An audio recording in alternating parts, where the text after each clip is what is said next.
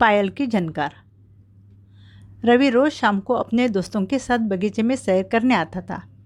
College की छुट्टी होने के बाद शाम के टाइम रवि के कुछ दोस्त बगीचे में आकर बैठते थे।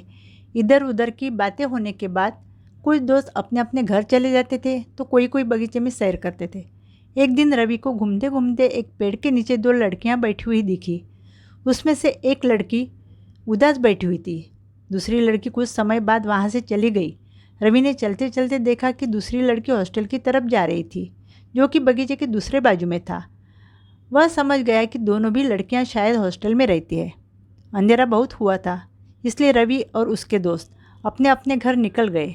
दूसरे दिन शाम को जब रवि सैर करने आया तो आज भी उसे वह लड़की पेड़ के नीचे उदास बैठी हुई दिखी। कुछ दिनों तक यही सिलसिला चलता रहा। रवि ने जब चलते चलते उस लड़की के बारे में अपने दोस्तों से बात की तो उसके दोस्तों ने हंसते हंसते उसकी बात को टाल दिया।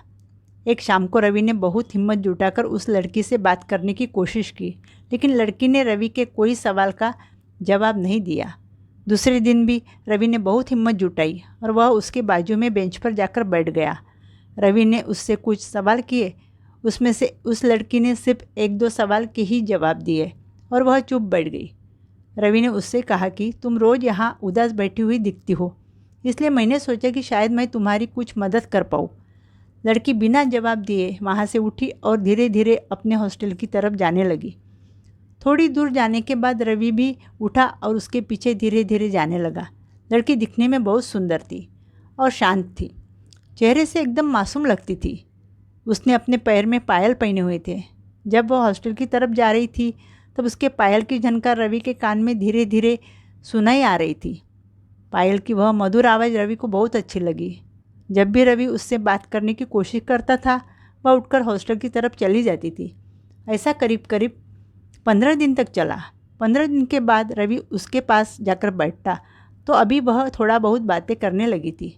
अभी रवि रोज़ ही बगीचे में अपने दोस्तों के साथ थोड़ी देर बातें करता था और कुछ देर बाद लड़की के पास जाकर बैठ जाता था।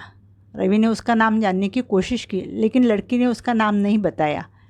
वे दोनों अलग अलग कॉलेज में पढ़ते थे, इसलिए कॉलेज की बातें करते थे। अब रवि रात दिन उसके ख्यालों में रहता था। रवि ने एक दो बार उसका उदास रहने का कारण पूछा, लेकिन उसने मना कर दिया। ऐसा करीब करीब 1 महीना चलता रहा। रवि रोज़ बगीचे में जाता था, उससे मिलता था। वह दोनों आपस में बातें करते थे और फिर अपनी अपनी राह निकल जाते थे।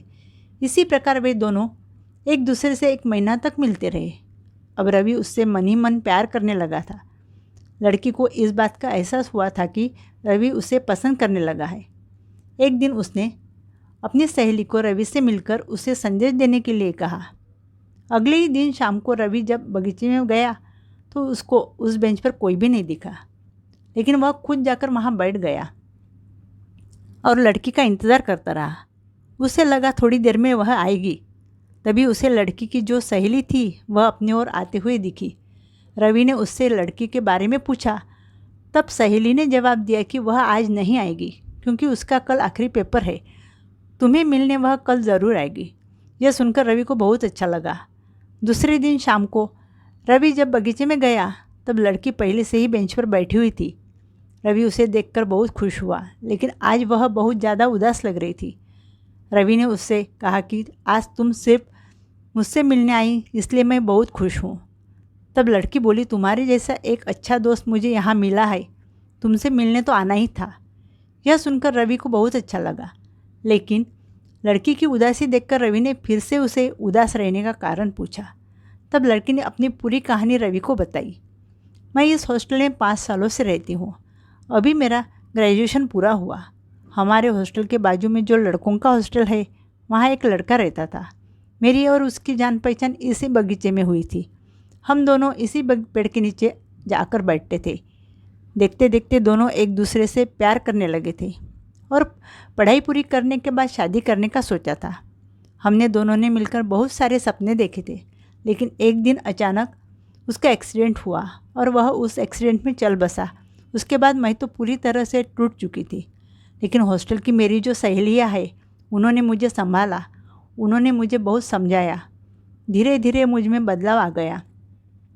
मैंने अपना मन पढ़ाई में लगा लिया। उसके बाद मैं कई महीनों तक इस बगीचे में नहीं आई, लेकिन अभी 2 दिन के बाद मैं यहाँ हॉस्टल छोड़कर अपने गांव जा रही हूँ। इस पेड़ के नीचे मुझे मेरा प्यार मिला था, लेकिन वह अधूरा ही रह गया। लेकिन अब हॉस्टल छोड़ने के दिन जब पास में आए हैं, तब मेरी पुरानी यादें मुझे यहाँ फिर से खींच लाई है। और यहाँ मुझे तुम्हारे जैसा एक सच्चा दोस्त भी मिल गया, इसलिए तुमसे तो मिलने आना ही था।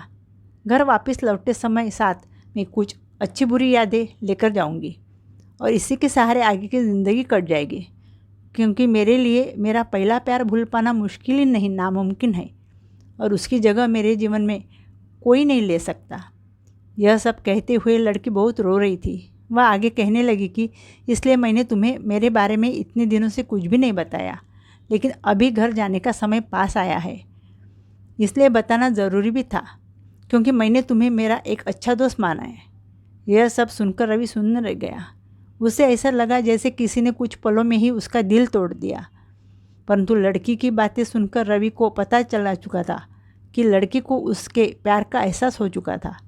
अब लड़की जगह से उठी और रवि से बोली कि रवि, मैं तुम्हें हमेशा याद रखूँगी।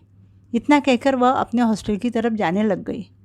सब कुछ जानने के बाद रवि ने उसे जाने दिया, क्योंकि रवि उस लड़की से बहुत प्यार करता था, और वह लड़की के पैरों के पायल को अपने एक तरफा प्यार की बेड़ियों से नहीं बदलना चाहता था।